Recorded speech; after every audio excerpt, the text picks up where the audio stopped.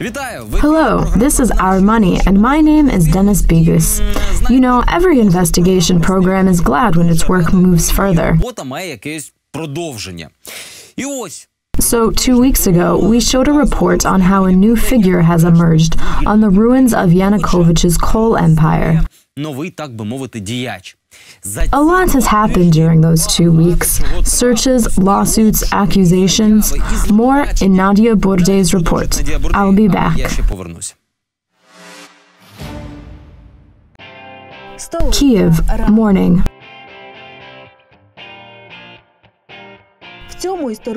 A century ago, this historical building was the Hermitage Hotel. The poet Alexander Blok had a stay there, and now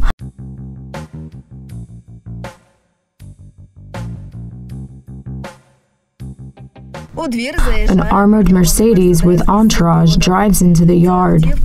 These cars belong to Vitaliy Kropachov, a coal tycoon. The house and the yard are his as well. The searches were over by then. On January 26, the National Anti-Corruption Bureau had searched Kropachov's business center, his house, and even his cars. They searched my places of residence. They searched my cars. Searches were conducted on different rulings. Considering the secrecy of the investigation, I'd not like to harm it by telling you some of the phrases the search warrants contained. The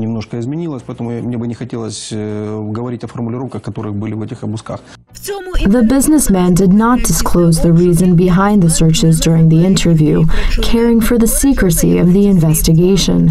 But in 2 days, all the mass media had published a statement by the Ugrodon Invest company, which is owned by Kropachov. The statement blames our program for the searches.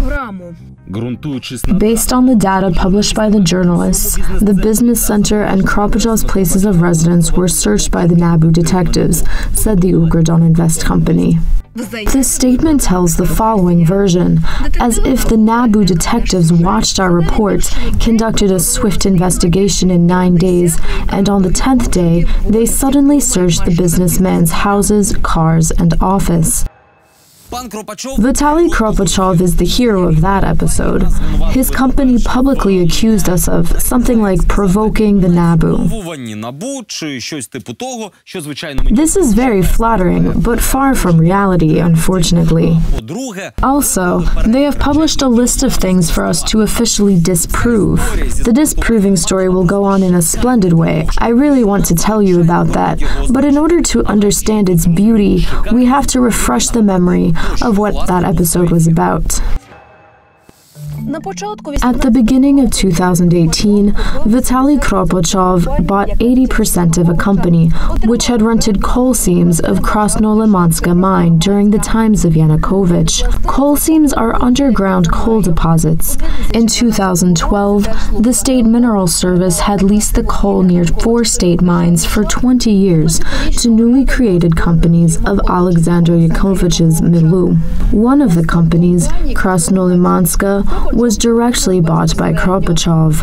The other 3 companies were transferred to seemingly random people after the revolution, but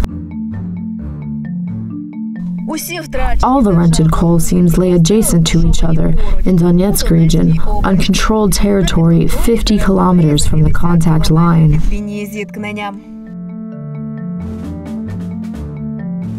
Kotlyarevska mine. A third of the mine's coal stores were handed to Yanukovych's entourage.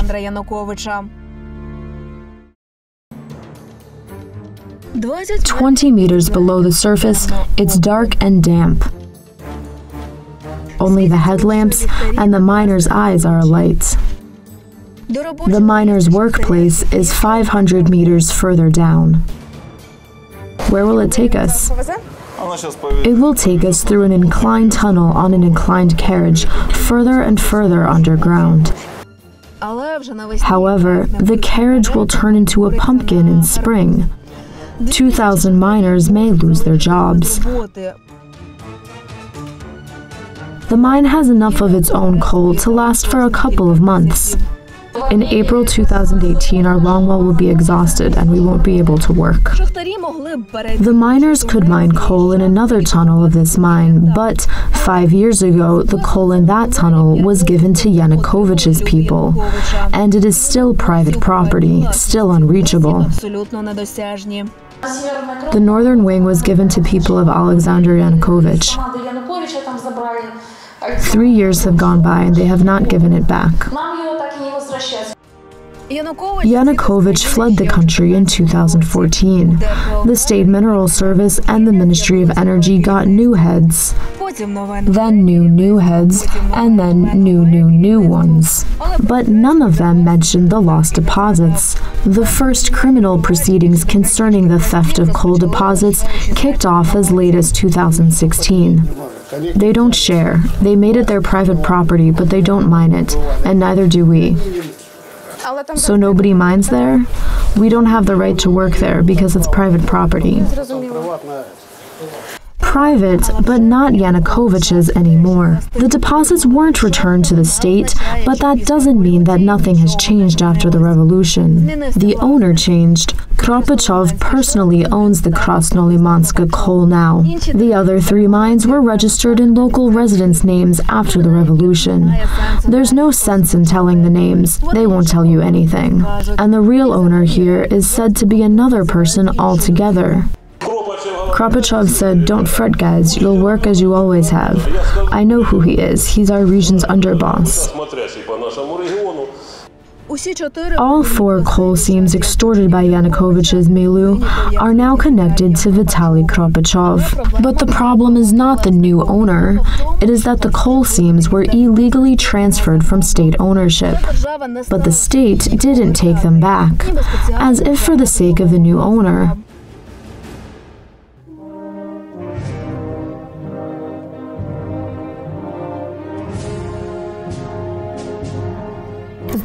Nobody had mined the coal seams between 2014 and 2016. The State Mineral Service could have returned the coal seams to state mines. Both the industry law and the contract between the service and the companies provide for that. But during that time, the companies changed leadership. So the owners changed, and the State Mineral Service decides against returning the coal seams. It decides to give the companies another 2 years instead. In fall 2016, the State Mineral Service could have canceled the lease of the coal seams, but a month before the Yanukovych's company got new owners, the lease contract was just temporarily suspended. Then the seams were given to their new owner. Hello, I'm Vitaliy Kropachov. Vitaliy Kropachov, ex-deputy of Donetsk Regional Council, owner of logistics companies and a number of coal assets, coal enrichment, and shaft design factories. My wife has already bought a fraction of the Ukraine factory. So either show him to us, we'll look into his eyes, or let us meet him. We can't get a meeting out of him. The enrichment factories at the mines where the seams were extorted by Yanukovych and then grabbed by Kropachov followed the same path. The coal enrichment factories at Ukraina and Kotlярevska mines have once belonged to the state. In 2012, the State Property Fund transferred them to the companies of Yanukovych's milieu. Then the Ministry of Energy and Coal tried to appeal against the fund's decision, but failed. In December 2016, the factories were bought by Kropachov. The gray building there, it's the factory. So that's where the coal is enriched? Yes, that's where they have the equipment. That's where the enrichment takes place. They enrich, clean it, sort it, and then load them onto train cars.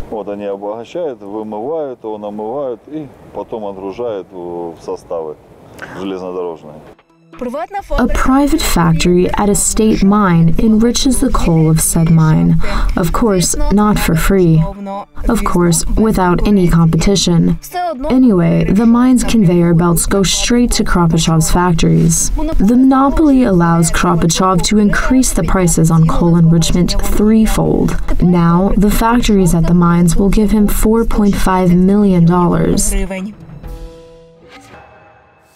Let me sum it up. The whole episode was dedicated to two topics: The first, after the revolution, the coal seams extorted by Yanukovych were not returned to the state, but were handed over to shady companies connected to Kropachov. The second, Yanukovych's enrichment factories also became Kropachov's, who immediately increased the prices several times. But we were demanded to disprove something else entirely. Something we didn't tell even a word about. Watch this. After this episode was aired, NABU detectives visited Kropachov's office.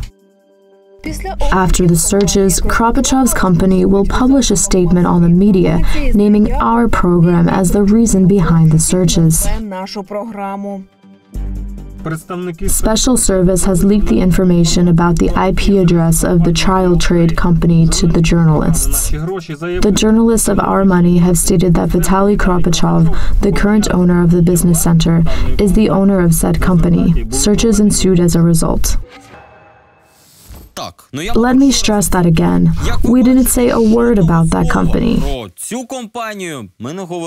as well as about anything else concerning Kropachov's companies supplying low-quality things to state mines. I have an impression that his disproving statement does not really concern us. It's more of an allegation that NABU is leaking information to someone. Although this statement did attract our attention, considering that we've heard a lot about low-quality supplies from the miners. Now about the layer of fake companies who have won more than $40 million on public bids and the office they all reside in. Nadia Bourdais report. How much did you buy wood for before? $35. Now it's $50 per cubic meter of bad wood. While we were on our way here, the association called us 8 times, telling us not to show the timber to anyone. Do you understand what you're doing? The city is inside the range of artillery. 5 children were buried already.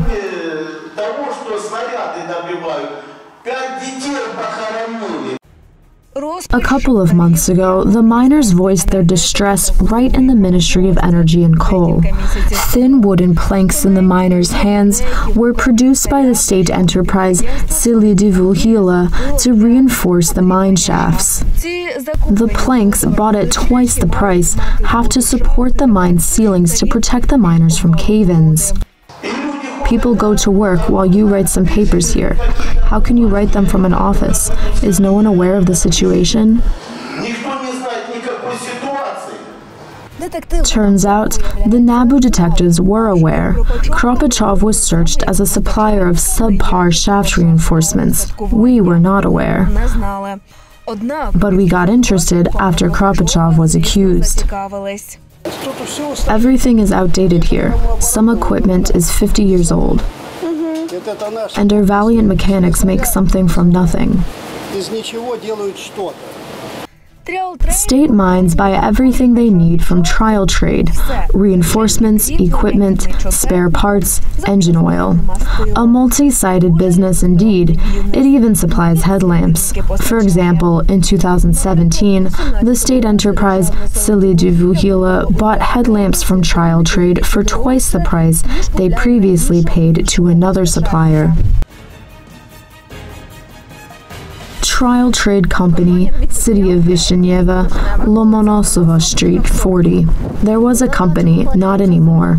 The ghost company Trial Trade has won public bids for $4.5 million. $4.2 million of those were from Vitaliy Kropachov. Most of the times, its only competitor was the same company, Donenergo Export. The Donenergo Export Company.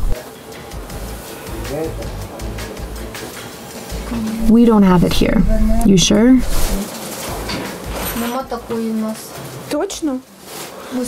Here, these are all the companies which service our building. No, they don't service. Maybe they have an office here? There are none. There aren't any offices here. This company also can't be found at its legal address. This didn't hinder it from getting almost $12 million on public procurement bids, and to get a total of almost $40 million from state coal enterprises. Give us Techprom. They win bids for equipment supply. Let me tell you that they supplied 20 pumps to Kurakovska mine. 6 of them were already broken. They were just repaired. How is this possible? It's a scam. Here, the miners are complaining about another all-around company, a public bidder by the name of Techprom. It sold broken equipment to the mines, which had to be repaired almost every day. Get rid of Techprom. How are they allowed to take part in the bidding? I know Kropachov takes part in it. Under the guise of new equipment, the state mines got old and unusable. Out of 10 supports by Techprom, 9 were flawed. Techprom's office is an old hut on the outskirts of Kiev. Together, the 3 companies got more than $40 million from state coal mines. All 3 are connected by common bids, and 2 of them have a common manager. The same person represents trial trade at public biddings and works as a manager at Donenergo Export. Trial Trade and Donenergo Export also have a common computer. The judicial registry says that both companies submitted bidding proposals from the same IP address. Of course, it doesn't say that the address is in Kropachov's office. He told it himself in his accusations. Kiev, morning. At the beginning of the 20th century, the poet Alexander Blok had to stay in this building. At the beginning of the 21st, $40 million from coal bidding stay here. Kropachov enters the business center with his entourage. The companies which sold subpar equipment to mines are located here. Here is where the NABU searches took place.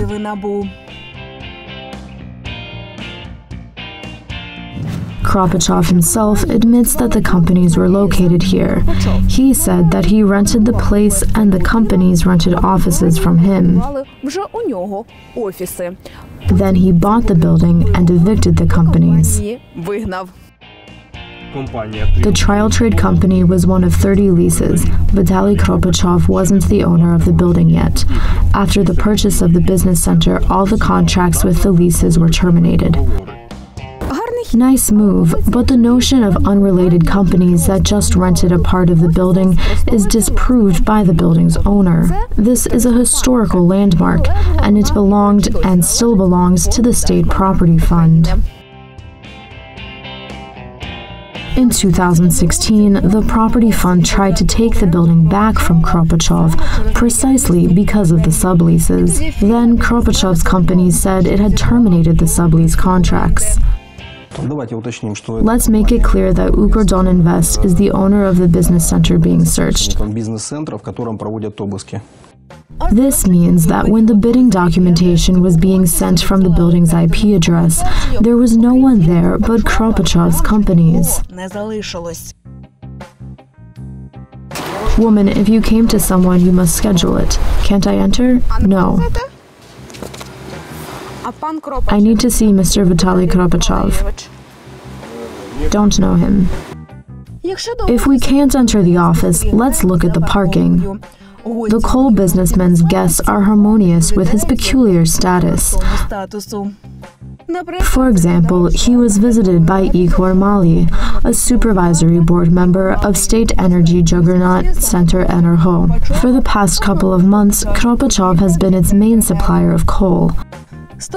Kiev, a historical building, the Hermitage Hotel in the city center, the poet Alexander Blok, shady companies, and a supervisory board member have gathered under the same roof, with Vitaliy Kropachov as the maître de hotel.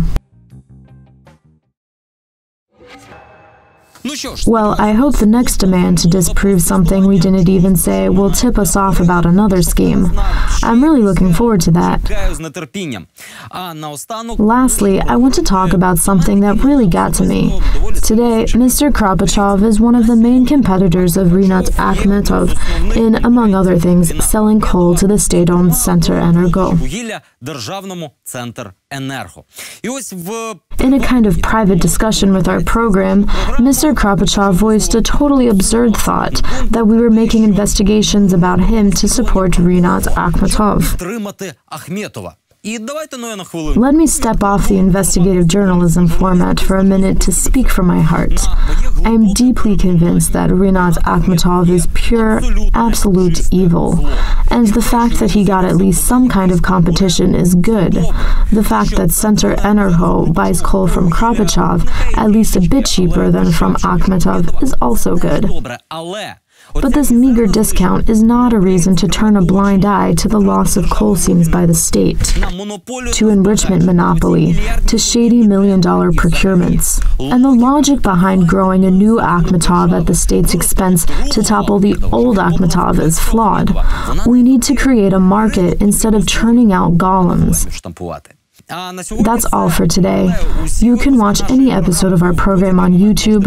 We would gladly talk to you on social media. And feel free to email us if you have an interesting topic to cover. See you on air in a week. Goodbye. До зустрічі.